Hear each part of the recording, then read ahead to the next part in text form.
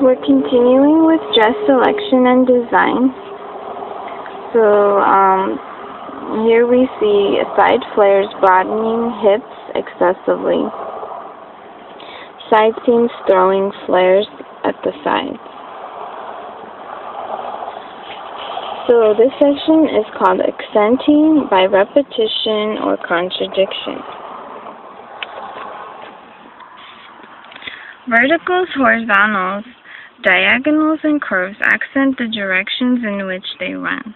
This fact must be kept clearly in mind to understand how lines create accent by repetition and by contradiction. Vertical lines repeated without interruption within an oblong silhouette stress height increasingly as the oblong becomes longer and narrower.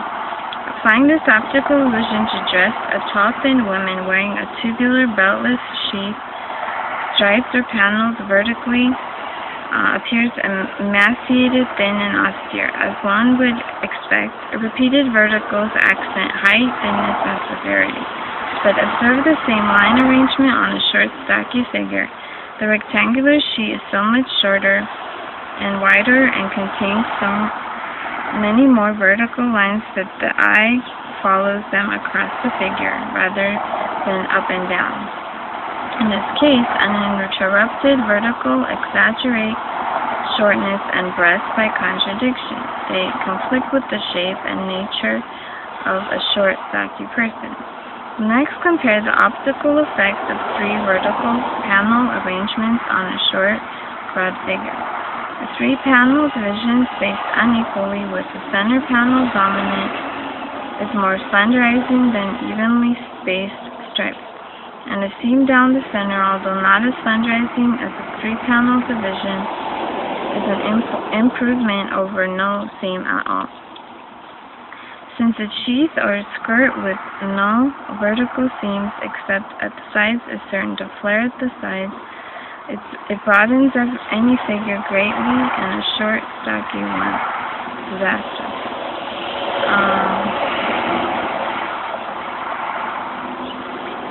A three-panel arrangement with a very wide center panel widens a tall, slender figure more than evenly spaced panels, but a tall, thin figure also needs cross emphasis, at least a belt, to break the length and add interesting detail.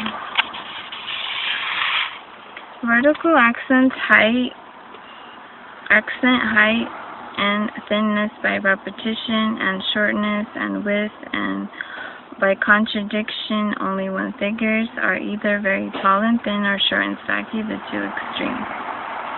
Uninterrupted verticals can be expected to increase the height of a medium, tall, or short and slender figure. But since verticals used alone are monotonous, a garment with vertical emphasis opposed by some horizontals or diagonals is more useful and justly more popular. Horizontal lines usually have a predictable effect of emphasizing the horizontal direction and thus of broadening and shortening all figures. Yokes, sashes, peplums, cummerbunds, and hemline bands are commonly used horizontal details. Any of these cross lines shorten and broaden the figure considerably, and repeating horizontals strengthens the emphasis as well as the useful character so much that only a tall, slender young girl can get away with repeating cross lines. The lower the cross lines lie, the more they weigh down the figure. A wide velvet band applies to the hem of a circular satin skirt may be effective on a tall willow figure, but is the worst possible choice for short, heavy ones. Peplums or hip pockets reduce the height of a short, broad figure, but are becoming to a medium, tall, or short, slender figure.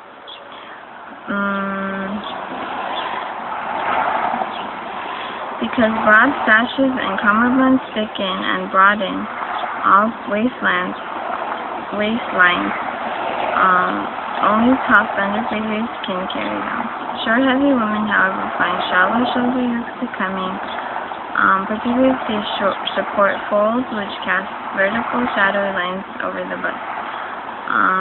All these optical effects of the hem, peplum, sash, and shoulder yoke are logical and predictable. Less logically more difficult to understand is the illusion of a tubular sheath, striped or tucked horizontally from shoulder to hem. The longer and narrower the silhouette, the more the eye follows the stripes upward, like the rungs of a ladder, emphasizing height and thinness by contradiction. Fortunately, horizontals endlessly repeat, so suggestive of prison stripes are seldom used.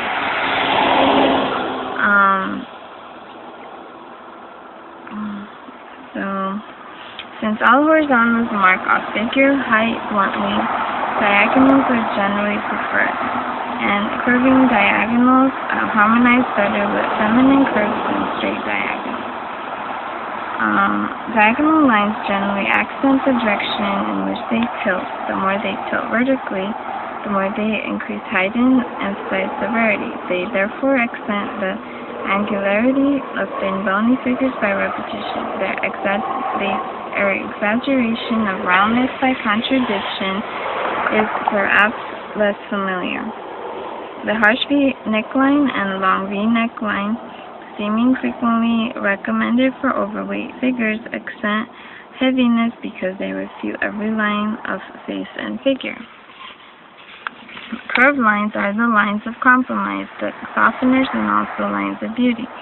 They generally have as expected, but there are exceptions to the rule which should be made clear. Subtle curves sparingly used in combination with strong straight lines minimize bones and angles, yet have strength of character. However, overblown curves fail to counteract angularity measurably. Indeed, they call attention to angles by antithesis. So, horizontals shorten and broaden the figure. Lower cross lines they weigh the figure down more. Heavy banding around hemlines shorten and broaden. I can't hear you. Are you broke down? No. Oh, okay. Okay. I just work around the corner. I thought you might have been. No, I'm good. Thanks. Oh, okay. Okay.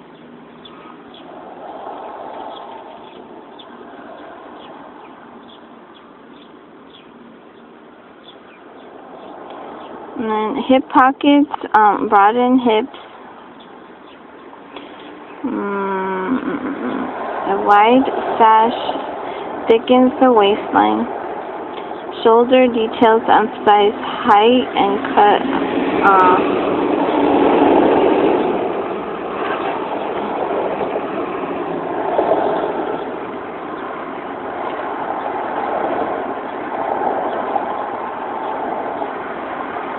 So banding, and then this is your repeated horizontals, exaggerate height and gauntness of tall thin women by contradiction. Sharp obliques, exaggerate angularity. Obliques exaggerate angularity. Repetition and rotundity by contradiction. Curves strengthened by straight lines soften the angles of a tall, thin figure.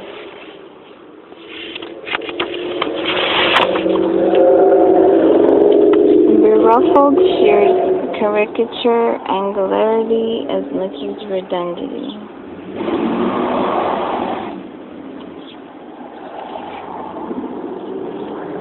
Okay. It says, the illusion is not as obvious as the effect of repetition and cartoonist uses.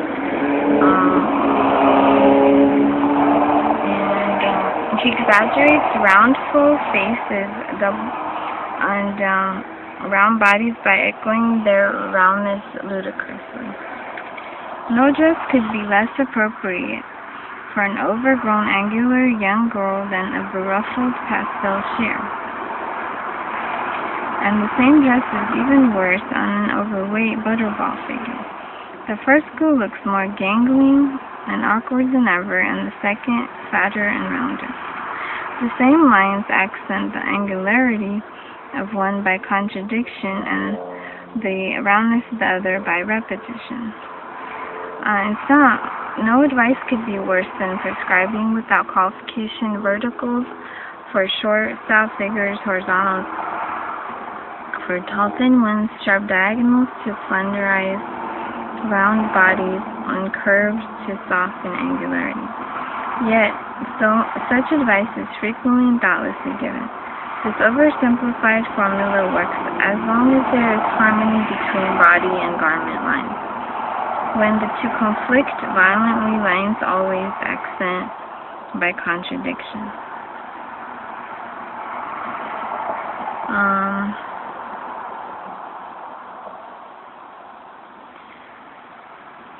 Thus, a judicious mixture of line directions,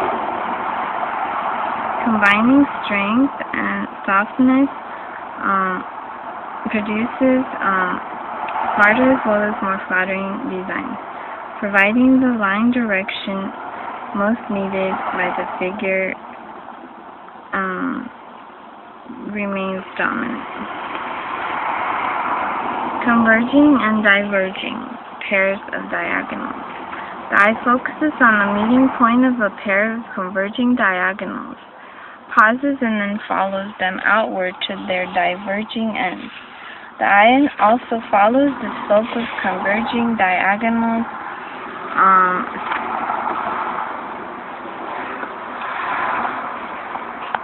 whether or not they actually meet. For example, a pair of diagonal seams tapering inward from the shoulder, the waistline appear to diminish the waistline and increase the width of the shoulders. But a pair of diagonal seams meeting at the neckline and spreading across the bust as they descend toward the sides of the bust focus attention on the face, but also increase the apparent bust and waistline size. Furthermore,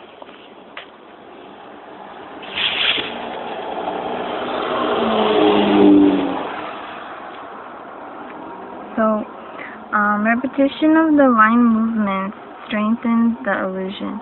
A cloth fastened only at the throat swings apart around the hips as the figure moves, emphasizing hips and hemline. Raglan sleeve lines also draw the eye downward as they slant towards the underarm, accenting the slope of the shoulders and pinching in the chest width. Compare raglan with setting sleeve. Setting sleeve leads the eye upward and outward, lifting and strengthening the appearance of the shoulders. The mood expressed by converging diagonals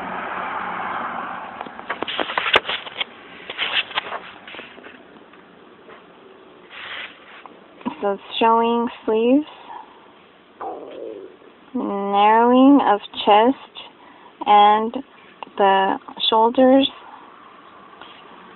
and raglan sleeves exaggerate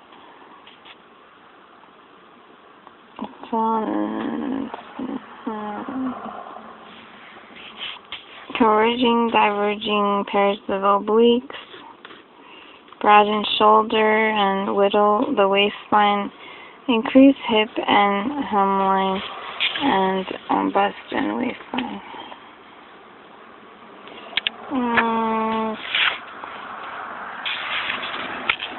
And the direction of the meeting point is reversed. Diagonals meeting at the neck and running outward and downward convey a drooping, depressing impression, particularly if the shoulders are weak. But point the converging diagonals downward at the center so that they rise toward the armhole or shoulder, and the illusion created is just the opposite, lively and buoyant. For this reason, mass-produced clothing commonly contains details such as the shoulder yokes that tilt downward toward the center of the figure, seeming that tapers inward toward the waistline and set-in sleeves.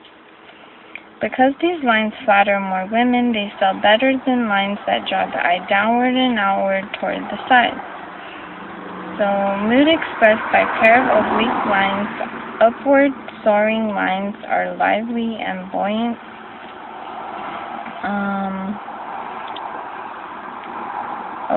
So you got obliques and upward lines